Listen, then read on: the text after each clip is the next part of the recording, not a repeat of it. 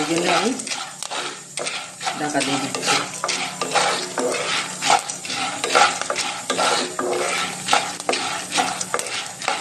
এইভাবে আপনি আপনারা বানাতে পারবেন, বাইরে থেকে কিনে খাওয়ার দরকার নেই। এইভাবে নিজেরাই বানিয়ে বাড়িতে বানিয়ে খাবেন এবং অনেক ভালো লাগবে খেতে। এবার ঢাকা দিয়ে দিচ্ছি।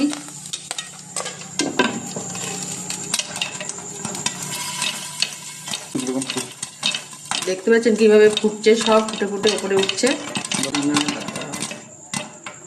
এইভাবে কিভাবে ফুটছে দেখছেন তো, সব এভাবে ফুটে যাবে।